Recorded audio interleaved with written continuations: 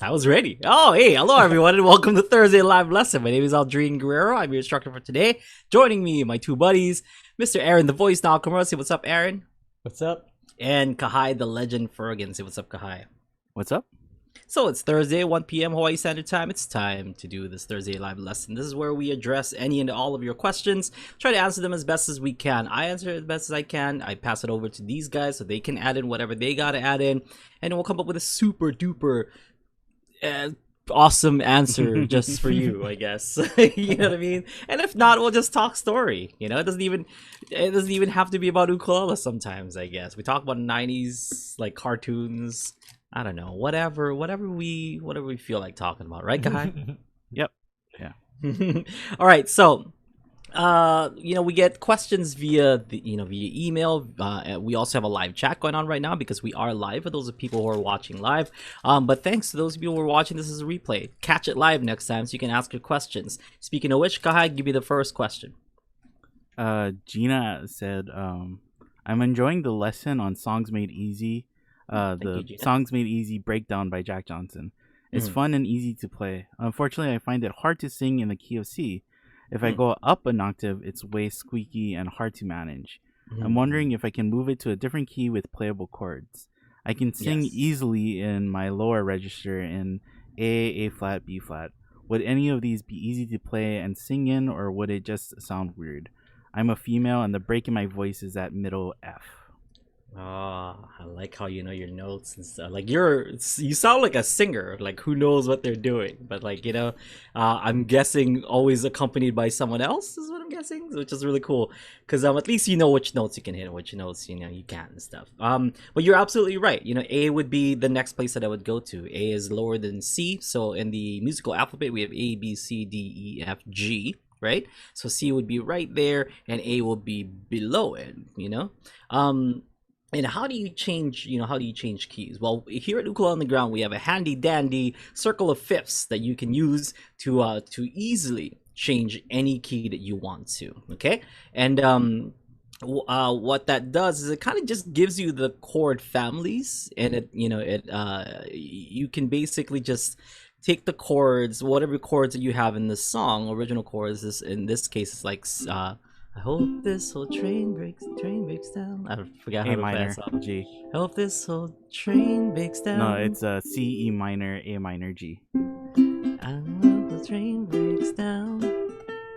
I can take a walk around. Okay, got it. So C, E minor, A minor, G. Yeah. Okay. So in this case, what I would do is I would kind of take the circle of fifths, and then you can kind of make this into like a movable circle, and you'll find out what that means if you check out the the page for the circle of fifths, and note where where those chords are: C, E minor, A minor, G. Okay, note where those are in the circle once you set it to C. Then you're gonna set it to A, and basically just transpose from there. So which so the C is gonna turn into an A, okay, and the E minor is going to turn into a C sharp minor, okay, and the A minor turns into F sharp minor, and the G turns into an E. In this case, you can play an E7 if you want to, or you can just do take this D chord and just move it up. I love that one right there with a nice little A at the bottom. So it'd be I hope this old train breaks down, and I can take a walk around and see what there is to see. In times it's just a melody. All the people in the street. Very a lot lower than I hope this old train breaks down, because in this I hope. Oh, that's an E already. I hope. So, but in A, I hope. So it's going to be a C sharp. So from an E to a C sharp is a nice drop off. It's about a step and a half. So I hope this old train breaks down, and I can take a walk around. See what there is to see. So, for those of you folks who are looking to transpose stuff, or if you're a singer and you want to sing in a lower key or even higher, you can take the circle of fifths and basically use that to transpose. Now, for those people who are like, well, how does it work? How does the circle of fifths work? We have an awesome video on that as well, so you can check out the circle of fifths and transposing. We have a bunch of videos like that. But do you have the circle of fifths with you, Aaron? I don't have one right now. It's kind of wanted to. No, I don't. I was like, think I'm so. talking about it, but I want to show it, and I don't have one. But basically, it's like I mentioned earlier, it shows chord families. Now, chord families, just as a really really fast one, it takes a major scale. So in the C major scale, very easy, no sharps, no flats, is going to be C, D, E, F, G, A, B, C. Okay, so if we were to number that, C, D, E, F, G, A, B, C. Okay, it goes up to 8, and each one has its own number. 1, 4, 5 are going to be majors. 2, 3, 6 are going to be minors, and 7s are going to be diminished. And 8 is the same thing as 1. It just goes right back. Okay, so for those of you folks who are like, oh, what is a 9 chord or whatever? 9 is basically just the 2. Right? So C add 9 would be the C chord, and you add a 9, which would be D. So C chord, and then you add the 9, which is the D note. So that would be C add 9. Anyway, so since 1, 4, 5 are majors, that would make C, F, and G are majors, and then 2, 3, 6 are minors, which would then be D minor, E minor, and A minor. Okay, this you share this throughout all the major keys. So in A, 1, 4, 5 is going to be A, D, and E, while 2, 3, 6 are going to be B minor, C sharp minor, and F sharp minor.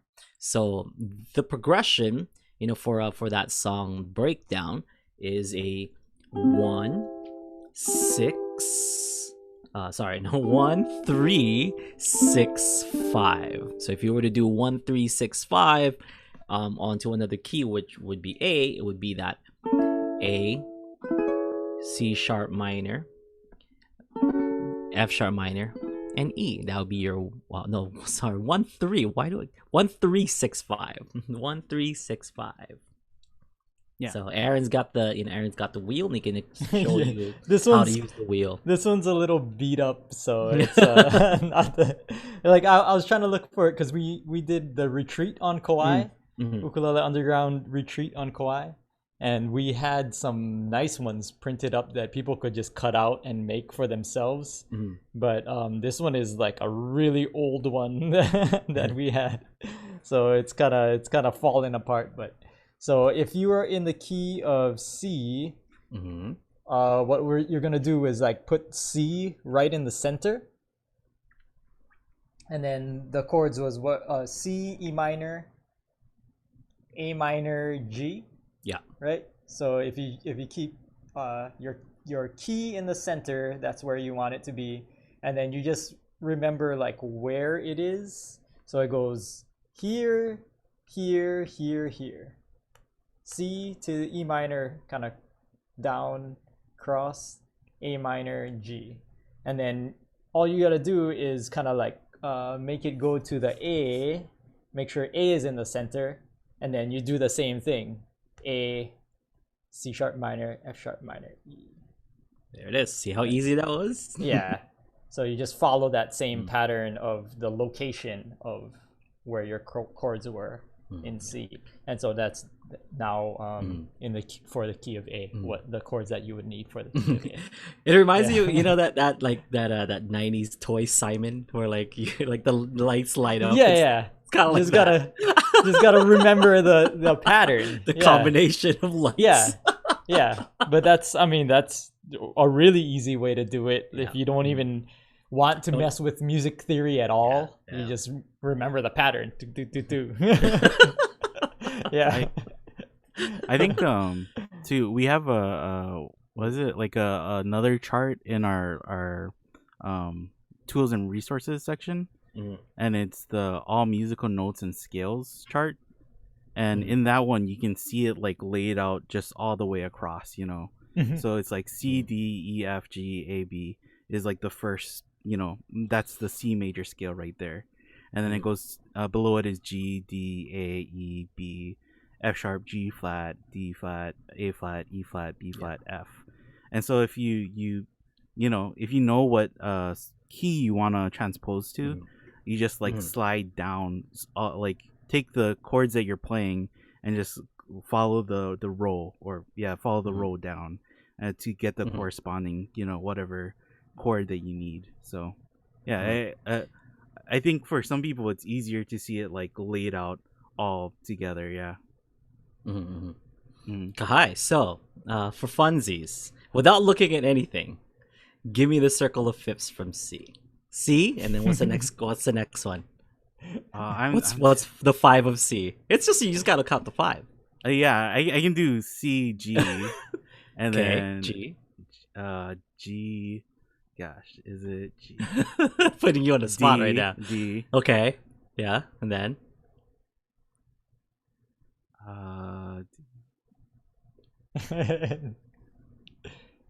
what's the 5 of D? A, very good. Then I'm getting like worried. SAT. it's like an SAT. It's easy, I get worried like when I'm like, oh no, when does the flats come in, right? Like I'm always thinking that, like, okay, make sure you don't. Yeah, I know, like, because one side is all naturals and then it goes to the flats, right? Yeah. It's sharps going forwards and flats going backwards. Yeah. So like on ukulele, because like I don't know, I've studied music theory through ukulele, so it's like super easy because like so C would be and then G, and then I can think of it here, which would then be D, which would then be here, then it's A, and then it's here, then it'd be E, and then the E right here would be B. So here's my B, which would then be F sharp, and then from F sharp, which would then be C sharp. From C sharp, which would then be G sharp. From G sharp, which would then be D sharp. I could keep going all day, baby. Yeah. While you're saying that, I'm just like nodding my head, like, I know all of those things, or at least until you get to the sharps, and then I'm like, oh no, I'm checked out already. Like I didn't get that far. Like, oh no, because I know I know how to make the circle of fits, and I know the circle fits in practice. But then when you when you ask me to go to past E, then I'm like yeah. Or it's even easier, like if you just think like for those of you folks who don't have the wheel, like I want to know the fifths and stuff, it's just like the same fret. So E and A. So A right here, and it's the perfect fifth is like the string above it. So if you just put your finger on the right fret for the A string, say A string, third fret would be C, and right above that is G. So you put it on G. Right above that would be D. So you put it on D, right above that would be A. So A, which would be E, and then E, which would then be B. It's like a lot easier that way too. As long as I have a reference, I should be all good. But if I tested myself just like how I did with you, or like just do it, I probably get maybe 4, 5, 6 in, and then that's when it gets kind of difficult. Yeah, I've always been like the person who can play things right. But then when you ask me like, oh, what are the actual notes? I'm like, I remember Mike giving me a test in high school, and he's like, okay, what's the scale?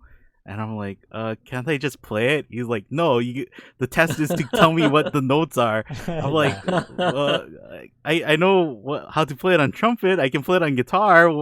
He's like, no, you gotta tell me the notes, Kai. I'm like, oh man.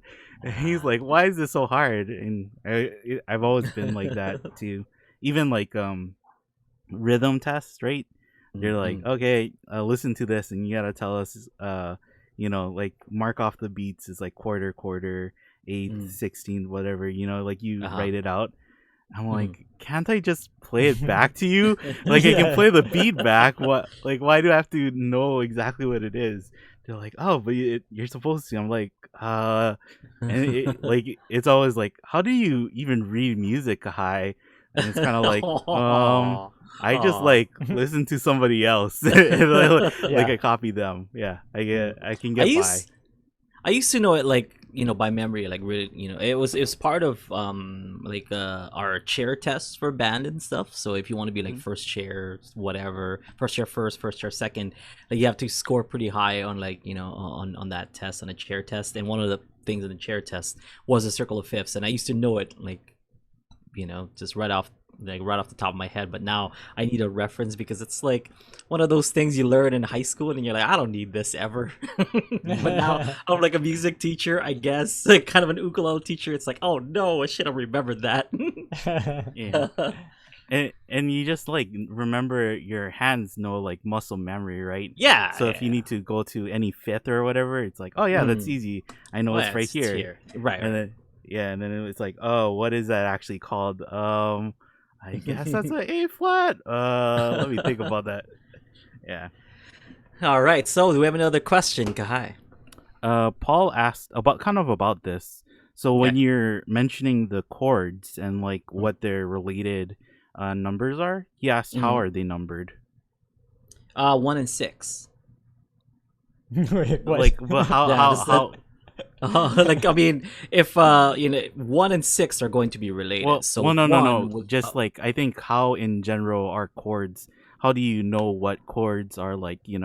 What is the 1, 2, 3, 4, 5? Yeah, I think you gotta take it back. Like, I mean, if you're asking, the key word there was related. I was like, the two related notes, 6 and 1. No. His question was, how are they numbered? Yeah. Oh, so they're numbered just like in the scale. So in the C major scale, do, re, mi, fa, sol, la, ti, do. Do would be 1, re would be 2, so on and so forth. So 1, 2, 3, 4, 5, 6, 7, 8. That's why I said 8. I think he's talking about the wheel, actually. Oh, jeez. Yeah. So that's an Aaron question, and he's got the wheel in front of you. Yeah. So, well, we have like a whole video on how the wheel was created, and like the circle of fifths basically takes all of. Let me see if I can just take this apart so you can see the entire wheel.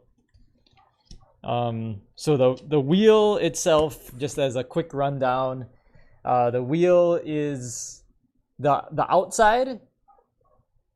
If you start at C, the next note is gonna be the fifth of C. So in the C scale, goes C, D, E, F, G, A, B, C.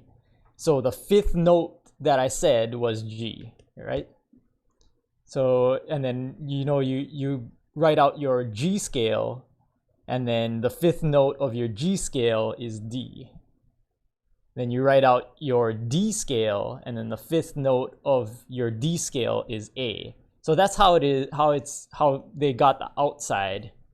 It just goes all the way around, and it creates a circle because the fifth note of the F scale is C.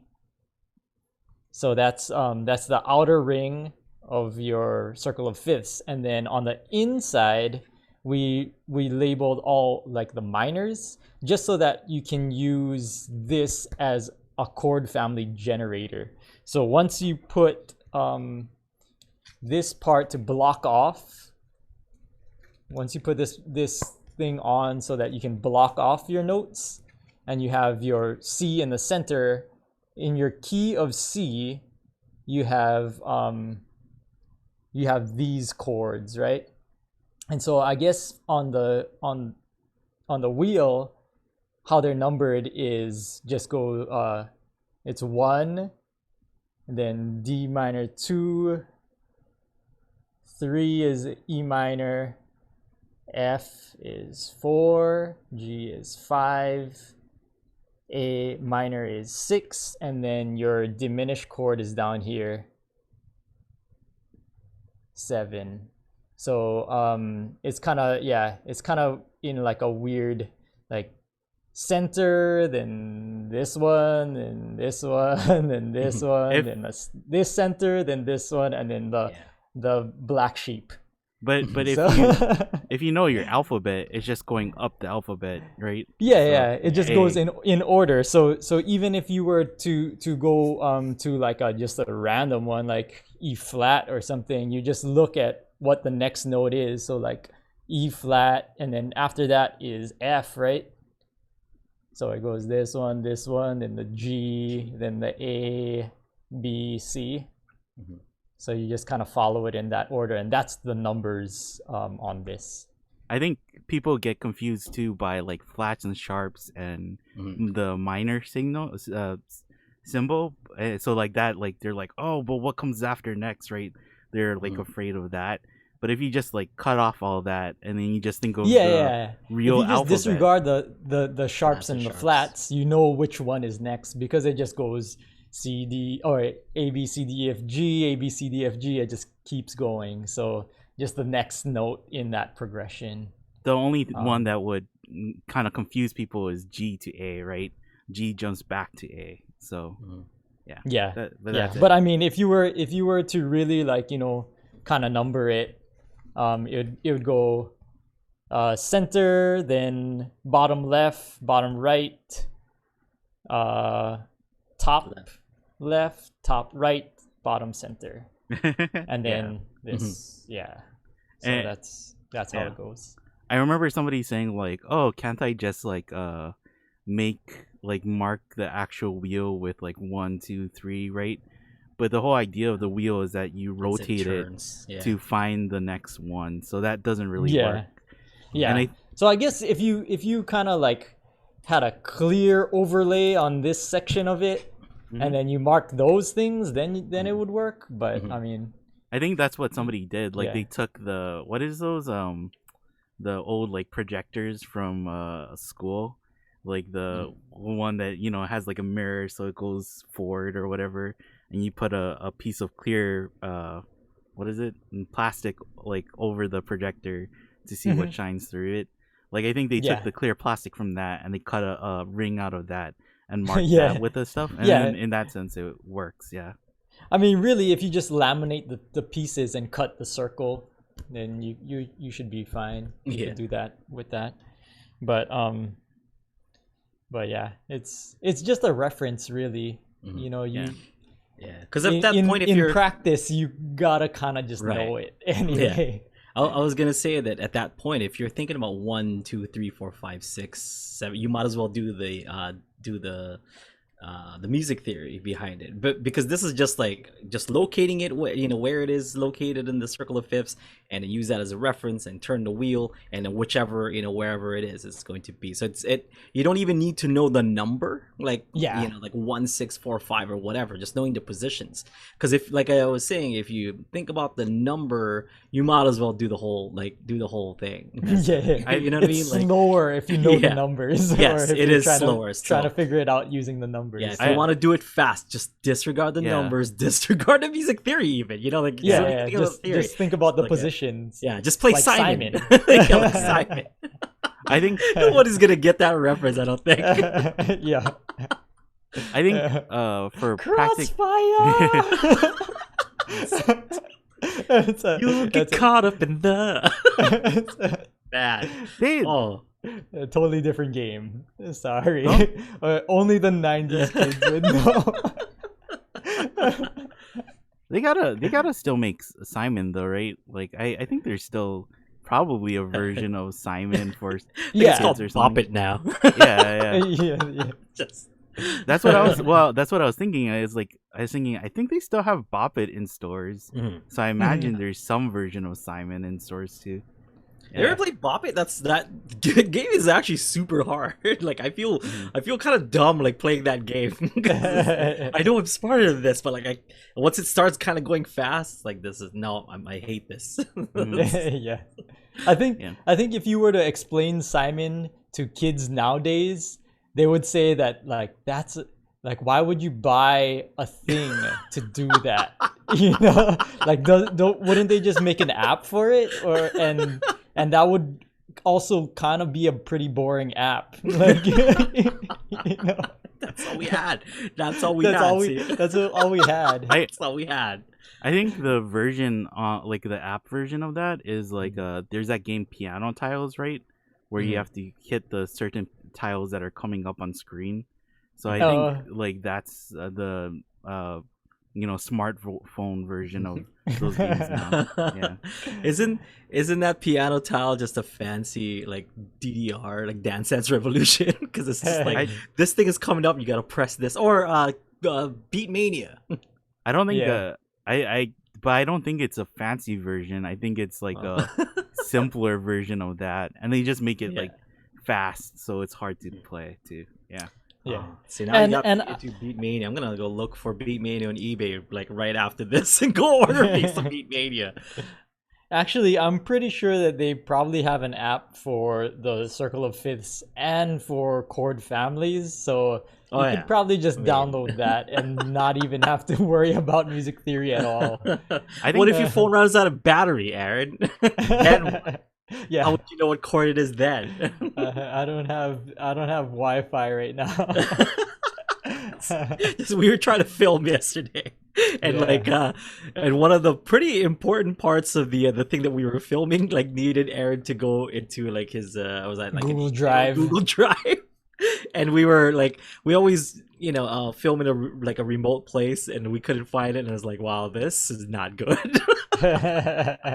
We rely too much on machines. Oh well. Oh well, I guess we're not gonna finish this video today. It was hilarious. All right, can I do any more questions? Yeah. But I was gonna say it too. I think I think there are some people though, because like there are people who ask us this, and they just we tell them like, oh, disregard theory or disregard the order or anything, and just look at it as like kind of the big picture. But I know there's like people like my sister who are like more detailed, right? Like my sister, this blew my mind. I think my mom told me this. She said that my sister was reading Harry Potter for the first time. She didn't read it like growing up, when it was popular, and she like got into the books. But like every time she came across a word that she didn't know, she would stop reading and look it up on the dictionary and write down the definition to learn what that word meant. Where like me, I just like, oh, I don't know that word, so I just go past it and I keep reading, right? And I learn from context clues. But I think they're like people like my sister, they need to know the entire explanation behind it before they can use it, right? So like if you are like, oh, but like what's the order, or why did you guys come up with how this is like made, how the circle of fifths is made? You have to get into music theory. You have to like really write down everything, and you have to figure it out. Cause I can kind of understand those people, like that's how they understand. They need it to be systematic, instead of just saying like, well, this is just how it works, so just play these chords together and you'll see that it works. They gotta like they have to have the explanation of like why it works too. Do we have any chat questions?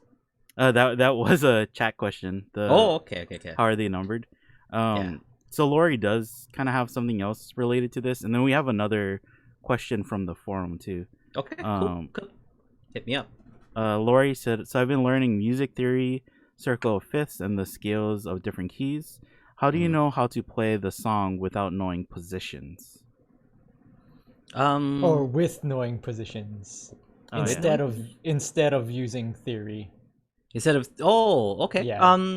I think it's like she's kind of talking about music, like movable chord shapes. It's all in the movable chord shape. So for example, if in that song breakdown, it's going to be C, E minor, A minor, and G. So I know these are the chord shapes: C chord shape, E minor chord shape, A minor chord shape, G chord shape. So if I were to do kind of a manual capo and put that on the 5 like this and play a C, E minor, A minor, and G, I would be transposing it to F, because it's no longer C here. If I were to bar it in the 5, it would have to go up 5 half steps. So C, C sharp, D, D sharp, E, and F. So instead of I hope this old train breaks down, I can take a walk around and maybe I hope this old train breaks down. Oh, you're right. No. Yeah. And I can take a walk around, see what there is to see. I can't even find the singing note. It's like so high, I can't even find. But that's the chords in F.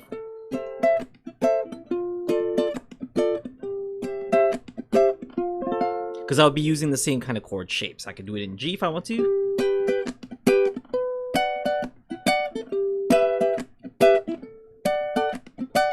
I can do an A.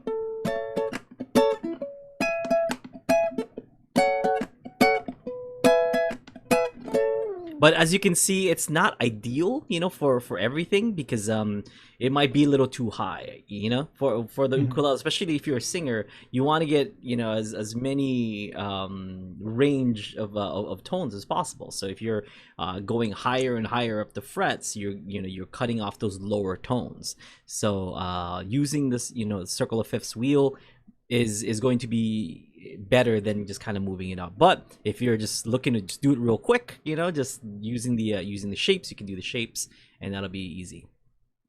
I think you can translate the shapes back to other chords, right? Like other chords lower to from there. Yeah, like yeah. Once if you can figure out what the names of those shapes are, yeah, you can just play your regular. Like you were doing A all the way up, you could just play your A down, right? Yeah. Can you show that? Oh, okay. So A. Oh, sorry. F, C sharp minor, F sharp minor to the E. So that would be an A. If you figure that out, you can do it in you can do it, or in C, a B. Kind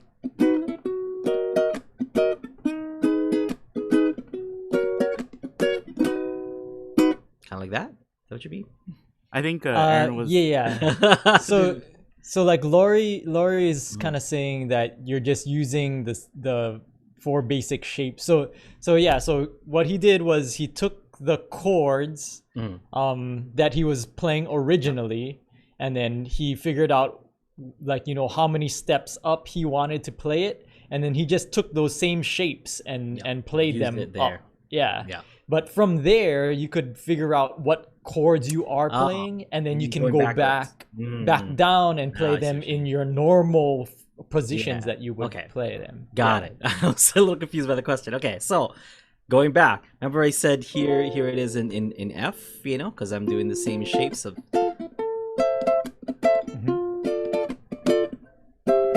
That would be F, A minor, D minor, and C. So knowing those chords there as an inversion, I can now bring it down here. So F, A minor, D minor, and C. Maybe the same thing. Yeah, which is a lot easier to hold. I can take a walk around and see what there is to see. I have to go lower because I can't go higher. I mean, I can barely go lower also. Yeah. It's just not a key for me. Yeah, so that's kind of the basics of starting to learn inversions too. Yeah, so like what he was playing there was like an inversion of F. An inversion of A minor. Yeah. Or D minor, and inversion of C. Yeah, and all he did was move the C chord up, 5 frets. Yeah, C chord shape, then E minor chord shape, then A minor chord shape, then G chord shape. Yeah. Lori is like, I've been talking to Lori, and she's been like asking about figuring out songs kind of by ear and stuff too. And I think like something that people don't realize when you're figuring out a song is like sometimes it is just like you're just holding a chord shape and you're just going up each like one fret at a time, right? Until you match with whatever the song you're trying to play along with. And then once you hit that, then it's like, okay, so it's like I got D, now by holding the C chord shape and playing or barring the second fret, and then like you can just play like the C chord shape family in that, like the D, using the D chord, and it kind of like you can figure out like, oh, these chords match together now, and then these things match together now. So it's not always about like knowing, having to know on the spot like, oh, okay, that should be a G, or that should be an A, or like picking out notes just by hearing it, right? Sometimes it is just like you play each note one by one until you get something that matches, playing notes or chords. Yeah. And your ear. yeah, I told Lori that you can kind of see this in the ukulele challenges videos, right? Like sometimes that is what you do, where you just like you kind of play up and down the neck until you hit a note, and then at the same time the song plays the note, and it's like, oh, that those two things are the same. Like it kind of in your head it matches up, and then from there it's like you just kind of start to see like it can be, oh, since this is like a C, it can either be in the key of C or it can be in the key of G. You start to narrow down what exactly it can be. Yep. Yeah. Yeah. Any other questions? Yeah. So we have some more questions from the chat, but I want to get through the questions from the forum first. Okay. So this one is from Sue and Chris, and they said, "Can you demonstrate the double pinky fret mute, please?" I think I'm getting the one pinky mute. Okay. I watch your videos and I've tried practicing it, but just can't get that reggae skank sound and rhythm down. Okay. What is the magic secret? The magic secret, and I think I've revealed it a bunch of times already. It really is to have it down at all times. A lot of, and I still get this question, even though like we've said a Or bunch relaxed. of things. More like relax and just kind of relax. And so if you're playing C, for example, just a really easy chord, instead of thinking it as C and then and then you're gonna put down your pinky finger to mute it. Just think of it as the mute is part of the chord. So like you're playing your C and you're playing the mute and you're taking it off. So it's a lot easier to think about putting your pinky up than it is to put your pinky down during certain times. So for example, we only want to hear 2 and 4 for reggae. So because we only need to hear 2 and 4, like everything else, 1 and 2 and 3 and 4 and is going to be muted. So it's only really 2 and 4, the downbeats. So there's a lot more muted notes than there are non-muted notes. So it's a lot easier to think of it as just kind of muting the strings and letting it go whenever you need. So just start off with that, like just kind of playing like this, and then just count 1 and 2 and 3 and 4 and 1 and 2 and 3 and 4, and then let go on 2 and 4. 1 and 2 and 3 and 4, almost like just kind of sync the two together, sync your right hand and your left hand. So I'll do it slow. 1 and 2 and 3 and 4 and 1 and 2 and 3 and 4 and 1.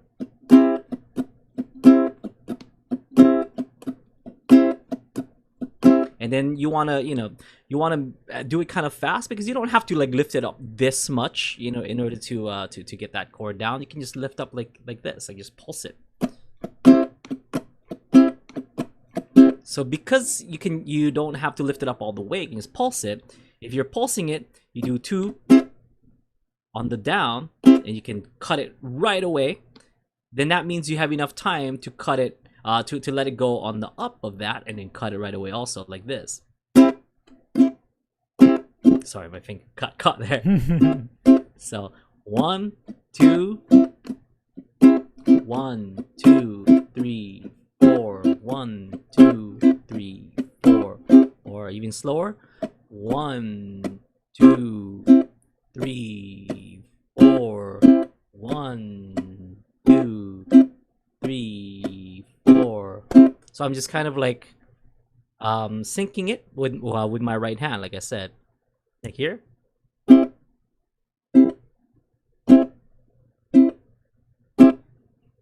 So if you can practice that, just like with your pinky finger down, just do down and cut it really short, and up, cut it really short.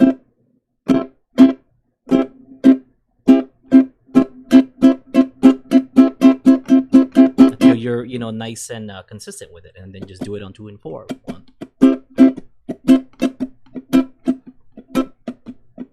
I remember when we were alone, inseparable, my baby. Then you can be fancy and add the nice little what's that? The hi-hat hit. Oh, Kahai, what up now, man? Yeah. All right, so yeah, that's it really. Just think of it as down, as part of the neutral position. I think that the most people do lift off like a lot, and that also causes problems with timing, right? Yeah. Because they lift off so much, and when they try to mute it back they're trying to like mute it in time with the and, right? But if you just like pulse it where it's like just like a blip, then you're not really worrying about timing. The only timing you need to worry about is like, I'm taking it off when I hit the strings and I'm putting it back on before I hit it again, and like with that too, you can practice that. You can even practice that without having an ukulele. Like you really can just put your hand down on like a table or something, and then just try and like barely lift up your, most times you're muting with your pinky, but then you can just barely try and lift up your middle ring and pinky, yeah, because those are the fingers that you'll probably mute with the most. So yeah, it doesn't have and to then be pop, pop, like all the way. One thing too, like I think for me, it's easier to think of just like relaxing completely. So not even playing the chord at all. So if you're doing the C, it's like when I'm relaxing or muting, I'm not even pushing down. So it's just like, it's like almost like I'm only pushing down on those beats that it's supposed to come up, so right, so like and when it's muted, everything is relaxed. So it's kind of, like you could think of it like that too, where you're just like pushing down only on those times. So if you were to have like a chord, like, or if you did it this inversion of C, then you're just pushing down. You're only pushing down on those times. That's 2 So and. so you're basically not pushing down except for those one time, those times. Yeah, I think if you think of it that way, it's a lot easier. Yeah, it's because people think of it as like, oh, it's something that you add on, the mute, you add the mute on, but it's actually the opposite. The opposite. Yeah, the mute is already there, and you're just letting go so that you can hear the chord. Yeah, and so I think it's easier to sync your hands when you're just pushing down on the chord when you're, on the strums that you want to ring out. Yeah. So yeah, try it like that. It's one of those things that, because if you're trying to do one thing with some of your fingers and a different thing with the others, like you're trying to hold on your chord the whole time, and then you're trying to relax your other fingers and then not relax them, it's like, it's a lot harder than just like relax on, or relax on, relax on, It's like think of it like that. Think of it more like that, like relax on, relax on. Like what you're saying is, like, if you play like a B flat chord, right, it's kind of hard to just like try and mute with just the pinky. But if you think about all your fingers like coming off at the same time, and your pinky is like just there, it's easier to just like think of it as like you're relaxing your whole hand, right? Instead of, like, and that's the thing relaxing too. your pinky. Yeah, it's not really the pinky that's the only one that's doing the muting. All the rest of your fingers are doing the muting. So when you're muting your strings, you can just like rest all of your fingers on, and that's what's doing the muting. It's not just the pinky has to span the whole thing and do all the muting. Yeah. I see that with like a lot of people try and play like a chord, and then they do the pinky mute, and they leave their ring finger like up and away from the fret, and it's like, oh, that's just adding additional strain to your hand. Your ring finger should be muting the Yeah. strings as much as your pinky finger too. Mhm. It pretty much is like whatever finger you're not laying down on the strings is Yeah. adding a little bit of a mute for whatever Yeah. string you can hit. Any free finger you can use as the muted to mute your chords. Yeah. And that's like one of those things too, right? Like people ask like, oh, how do you play songs, like how do you do a full set? And that's like one of those tricks that even people who don't play reggae, right? Like it's like, oh, when I don't have to play chords, I'm just doing like a palm mute, or I'm just doing like a left hand mute. I'm lifting off the strings, so I don't have to constantly be holding down like a bar chord or something. I'm only playing when I need to hit chords, right? And like, yeah, it really is something that people like. You can think of it as only being like a reggae technique or whatever, but if you, it's like every kind of genre uses it in some way.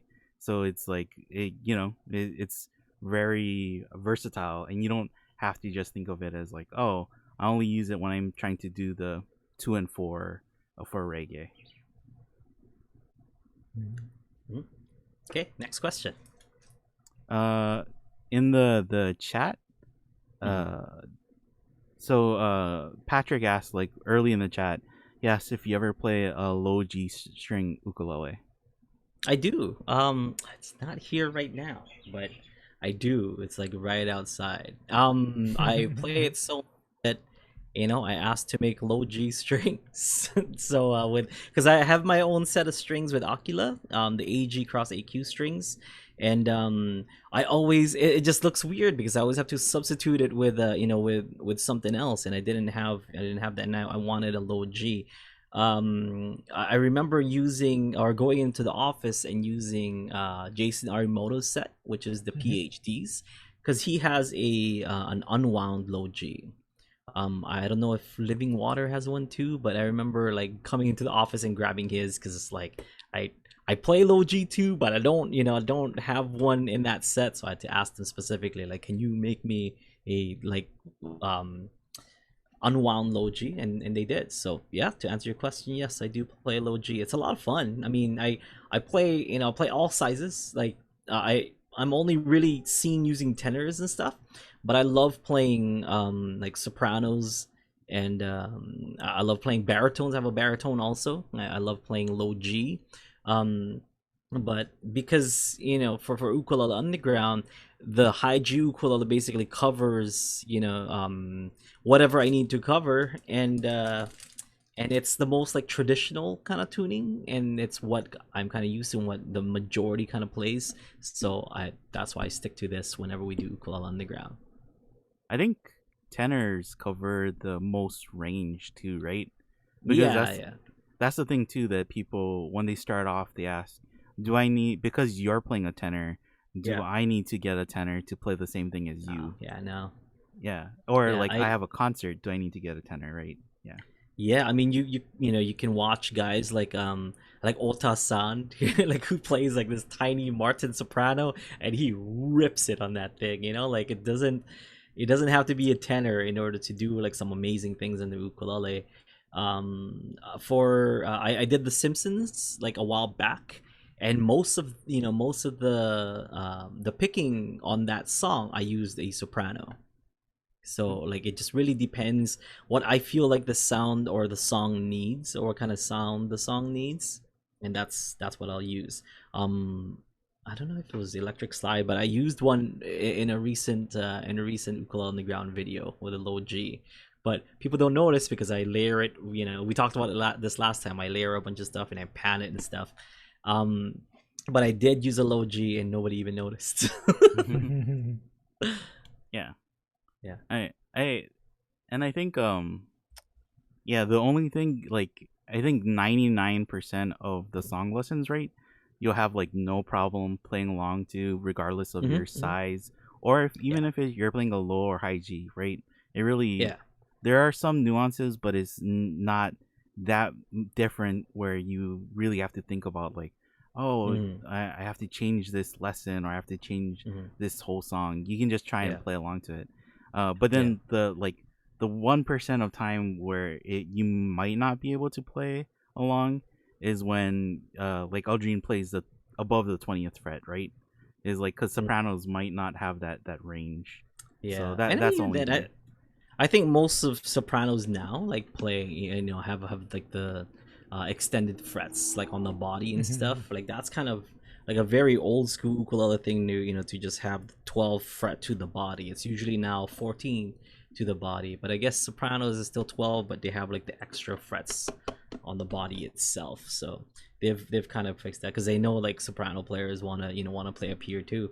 And yeah, because I'm talking about like old school kamakas, don't have like all those frets, preludes, helos, stuff like that. But now, like I think anybody can play anything on whatever. I love what I love actually is low G sopranos. Like that is awesome. Like that's what Otasan plays. mhm. I love low G sopranos.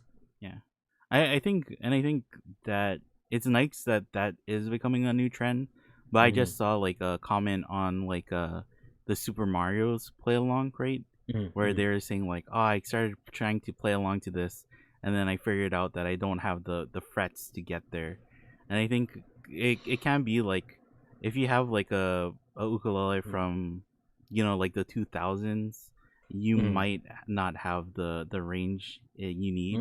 So Mm-hmm. if you really want to play like solos and you really want to go up there, then that is something that you might want to consider before you buy a new ukulele. Yeah. But if not, if you're just thinking like I want to play chords and maybe some picking here and there, it's like yeah, all the soprano, concert, and tenor all basically cover the Mm. same thing.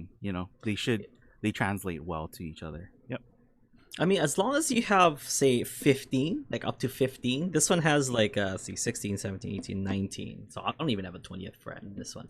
As long as you have a 15th fret, that should cover most of the songs that we do, if not all the songs that we do in Ukulele Underground. I'm not sure. Maybe I go to like the 17th fret like once or twice, Mhm.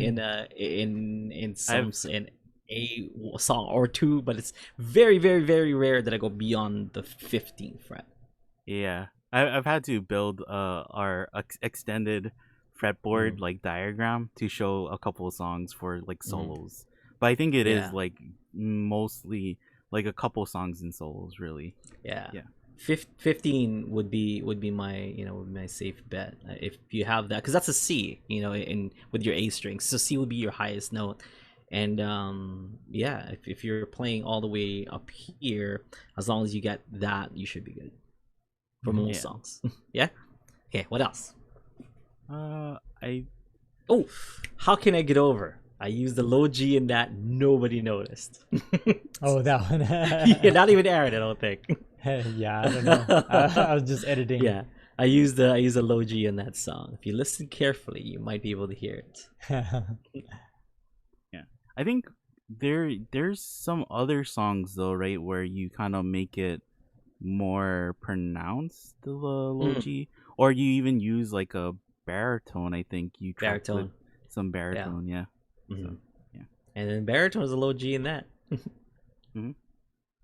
Or low D. Yeah, no, because it's B low, because it's D G B E. So there's Oh, there's a low G in there. there's a yeah. Technically, it's low G in there. It's not the All right. lowest G on the, or it's not the lowest string on that instrument, but it No, is the no, low no. G. Goes Yeah. even lower. Hmm. All right. Uh, yeah, I think Give me that's one it for more. questions. No, no more.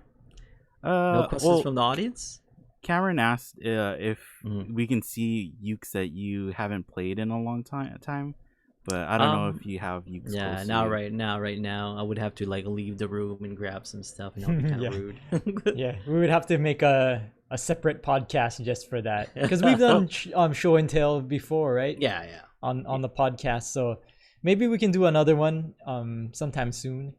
Yeah, I mean, and most of the ones that I don't play, it's because other people have them. Like I lend them out to like my really close friends and stuff.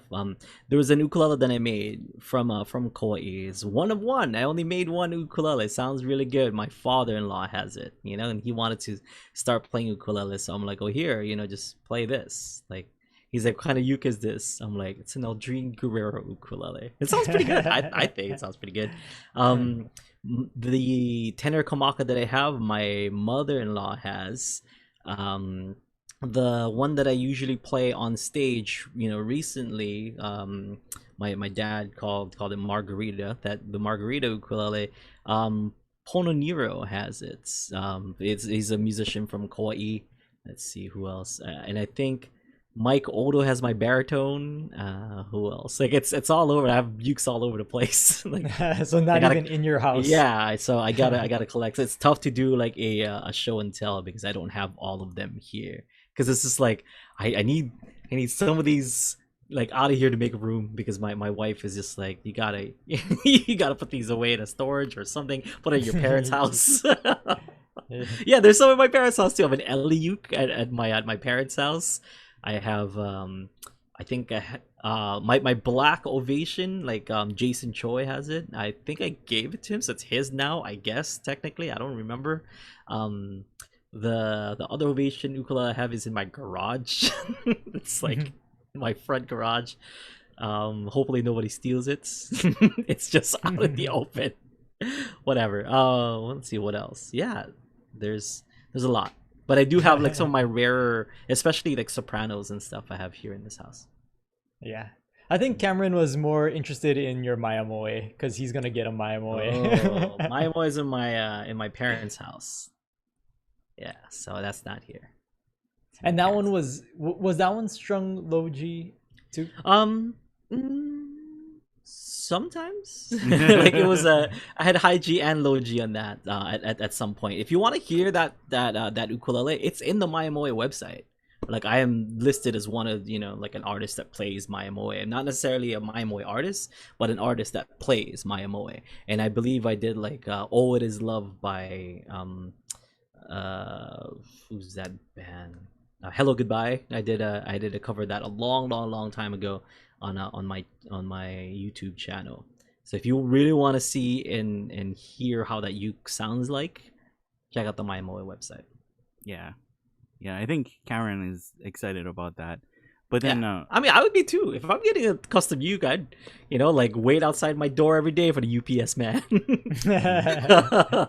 Even though it's like still in the, still still the in factory production. production. I've been waiting for the UPS man still. Like, you have it? It's like, have what? I don't know what you're talking about, kid. yeah, we'll add a link to the podcast we did before, where you actually did bring in like a bunch of your old ukuleles, right, and showed it off. Show and tell. But if people want to look for it on the site, they can look up vintage ukuleles, and I think they should be able to find it. Should be right up there, and it should be a podcast episode. Yeah. Can you say why? When you said that Mike has your baritone, why does Mike have your baritone? He was tracking something for somebody, and he said he needed like a baritone sound. So I don't know. He might have given it back. I'm not sure. Like I think he has my baritone. I don't know. Just it's funny to hear Mike having anything other than bass guitars, right? Bass. Yeah, he was tracking something for somebody. For I think McKenna. Okay. Cool. Yeah. A cool one for all you anime nerds out there and stuff. A cool ukulele that I have is a remember it's a one-piece ukulele, and it's made by Anue.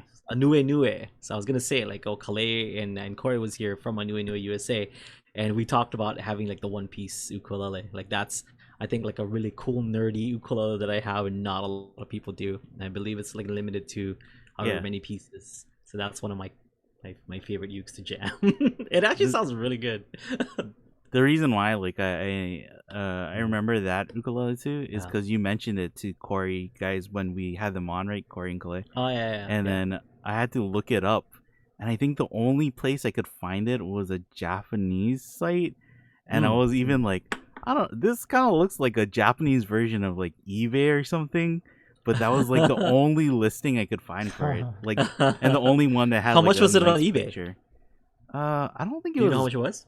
No, I don't think it was crazy. It wasn't Japanese eBay. It was like a Japanese version of eBay, right? So it was like everything was in Japanese, and the site was built for to use in Japan, and the listing was in yen too. So I was like, yeah. But I was like, I guess that's the best I can find, because I think even Anue doesn't have a listing of it on their site, right? Yeah. Very rare now. I want to know. How much my ukulele is worth. Not like I'm gonna sell it or anything, but I just want to know how much it's worth. It's like going to an antiques roadshow. Be like, hey, tell me how much this is worth. I want to know how much this is worth. This is a pretty rare one too. Like, and I just play this like whatever, But this is actually one of the rarest Ukuleles that Joe Souza built, because this particular set. This redwood top that he has, I think he only had 4 or 5 of. So I know I have one.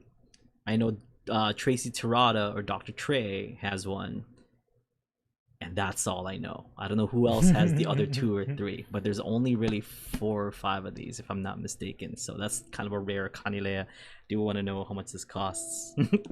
Yeah, I think it's the One Piece one too. Mm-hmm. Like if you look up One Piece ukulele, you actually find other companies that made it, but I don't think they're officially licensed. I think they just took like and they just slap a picture of Luffy on it or something, like doing a thumbs up or whatever. It's like it's legit. It has like the Toei sticker or like Toei animation or whatever like animation it's from. It has that like that seal in it, and the case is like it's branded with like One Piece, and it's pretty cool. I have all that stuff, all the documents showing it's legit. But yeah, enough showing off about the ukes that I have. We gotta get going, guys, because coming up next we have one-on-one coaching. So if you guys want to stick around for that, if you guys want to ask me questions there, go ahead. That starts at 2:20. It is now 2:04. We'll see you folks tomorrow for our Aloha Friday live jam. Thank you so much for watching this live, or if you're watching this as a replay, check us out live over on UU Plus. And speaking of which, go to ukuleleontheground.com, learn yourself some ukulele, and sign up for UU Plus to take your ukulele playing to the next level by getting some private lessons and lots of other goodies. Right, Kahai? Would you sign up for UU Plus? Yeah. Not to talk to me, but yeah, for every other benefit, I would sign up. Yep. Right on. So on behalf of myself, Kahai, Aaron, and Jake in the corner, we'll see you folks next time. Have a great one. Aloha.